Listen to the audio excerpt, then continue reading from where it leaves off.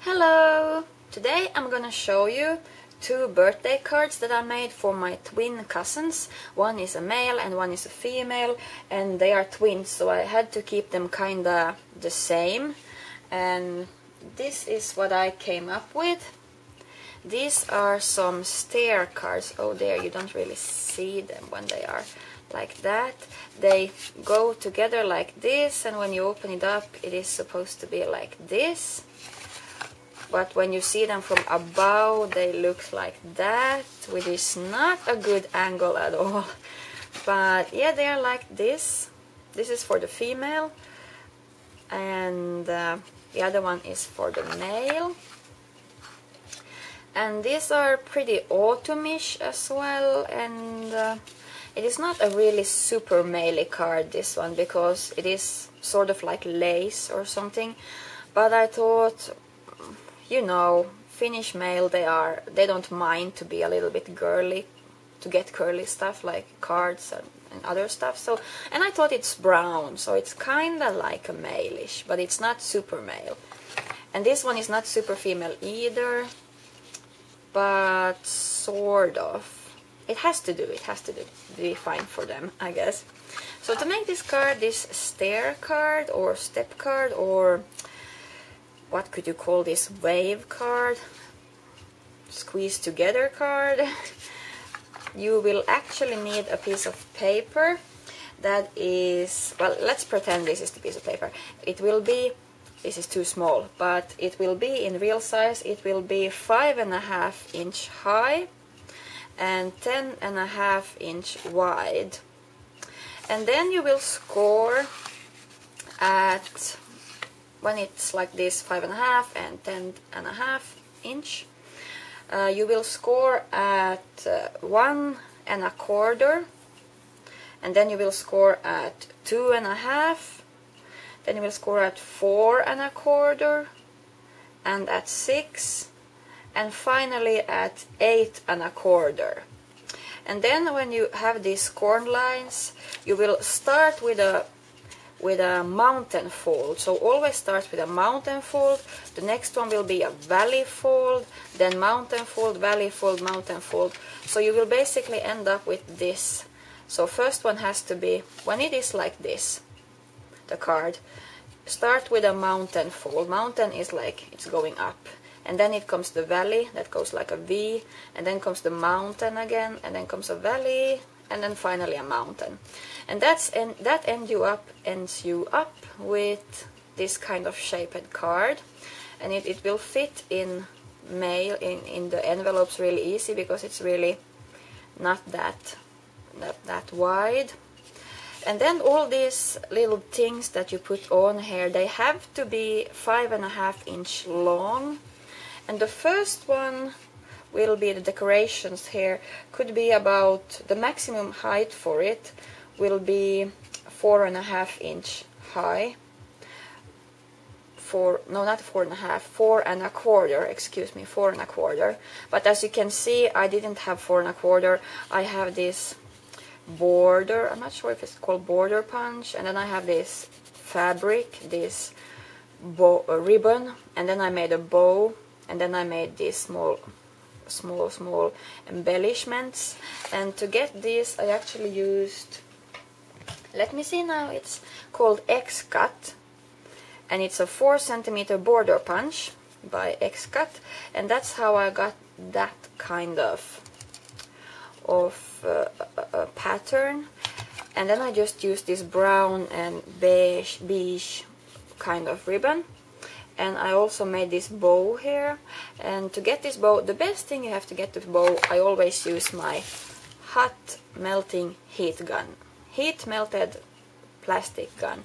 This is the plastic that will melt, and you have to put this in the wall, and then it heats up. Be careful with your fingers, because it will really burn and leave nasty burns on your fingers, but it's really great for bows.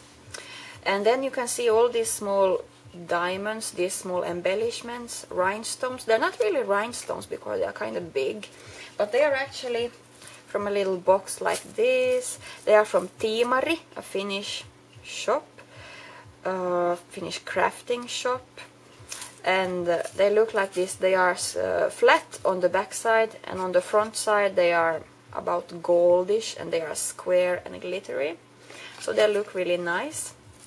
That's what I used. They come really many in a box, as you can see, and this was pretty cheap. This was €2.50, so I guess that's about maybe $3.50, and you get all these, so they are really cheap and nice. So that's what I used, and I glued them on with Glossy X Accent. I'm sorry, I speak such bad English today. Glossy Accent. Yes, you glue them on. You could use normal, whatever kind of glue you have. I just happen to have this at hand. It dries clear, so you don't see any kind of glue when it's dried. So that's what I like about it.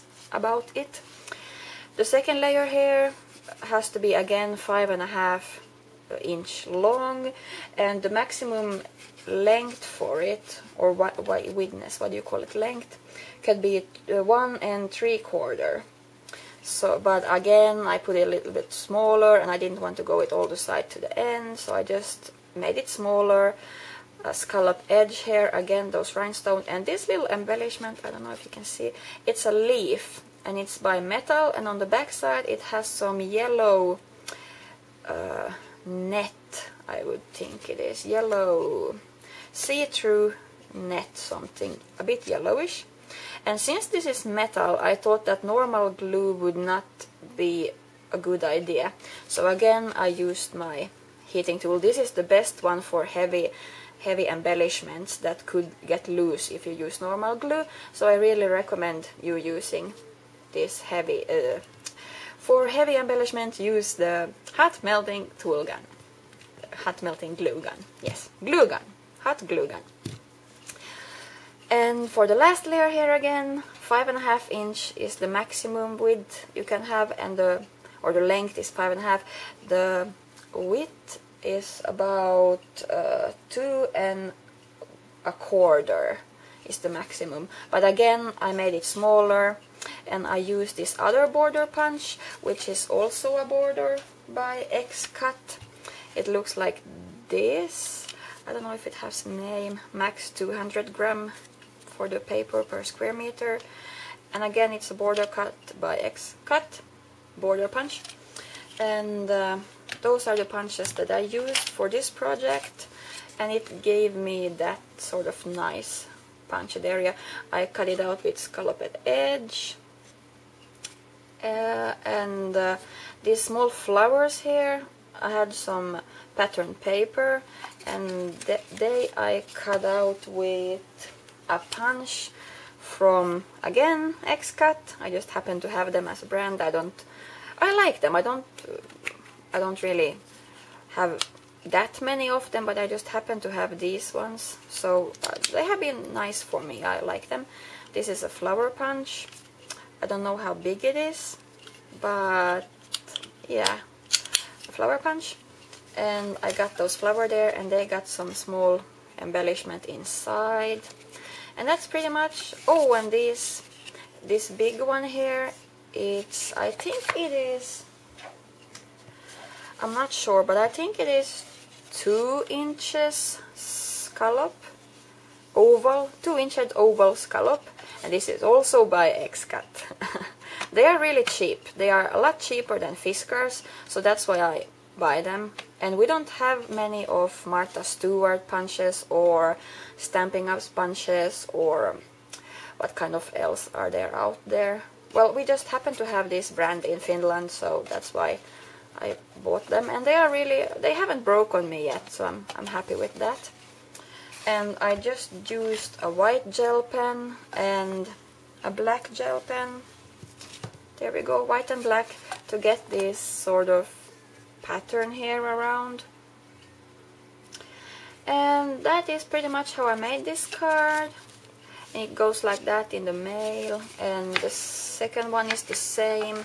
Use the same, different kinds of pattern paper, but also I have there the leaf, the metal leaf, and a little bit of different kind of ribbon there. But otherwise, it's pretty much the same. If you really want to have this onnittelut means happy birthday. But if you really want to have a greeting on here, something personal, you can write on the back side here. There I put my signature, but I'm gonna write a personal greeting here, like wishing them happiness and have a great day and see you soon and all kind of stuff. You can write it here. You could, I suppose, write it inside here as well if you really wanted to. But I'm gonna write it here so they see it. And this is nice, you can leave it on the table, it will stand up like so, and the other one like so. So, if you have any questions, let me know. Otherwise, have a great weekend, and thank you for watching. Bye bye!